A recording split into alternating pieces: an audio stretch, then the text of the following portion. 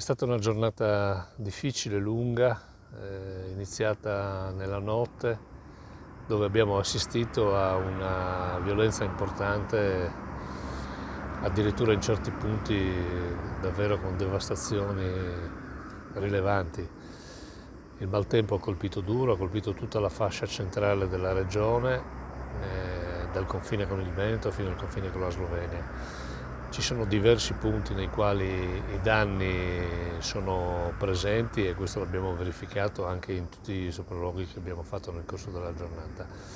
Sicuramente il punto più critico però resta l'epicentro attorno a Mortegliano, che è la località nella quale il maltempo ha appestato più duro. Velocità del vento che ha raggiunto quasi 150 km all'ora, 50 mm di pioggia in un'ora.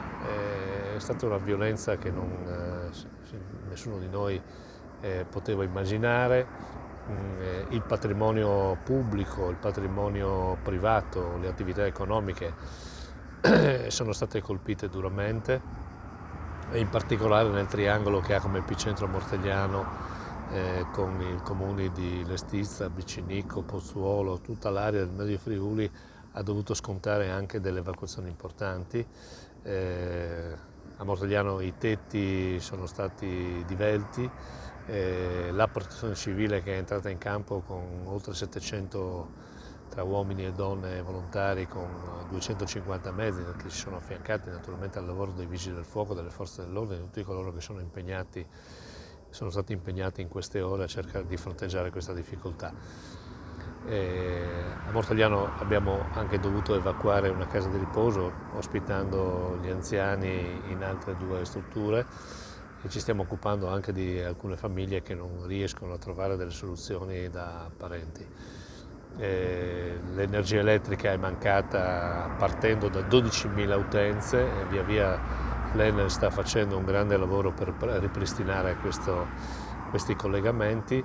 Ci auguriamo che la giornata finisca, che l'allerta ci faccia uscire da questa condizione di difficoltà, ci faccia chiudere questi giorni che sono stati veramente difficili, duri, e hanno messo a dura prova anche un'importante organizzazione come la nostra.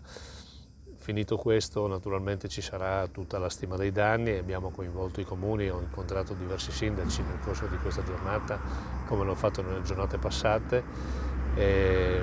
Ora bisognerà stimare i danni, certificare queste misure e cercare di capire, con un dialogo che è già stato aperto con lo Stato, quali potranno essere gli interventi che si potranno aggiungere alla destinazione davvero importante che la Regione ha deciso di mettere nella propria legge di assestamento di bilancio, stanziando 50 milioni che si aggiungono ai decreti di urgenza che abbiamo sottoscritto il Presidente Federica ed io per gli interventi di prima necessità.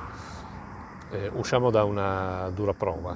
Io mi auguro che nei prossimi giorni si possa rassicurare le persone, che naturalmente le istituzioni ci saranno. Questo dipenderà molto anche dai confronti con lo Stato, per cercare di mettere a disposizione le maggiori risorse possibili e con un modello che consenta di ripristinare quello che avevamo prima che questa difficile giornata ci consegnasse con una violenza senza precedenti.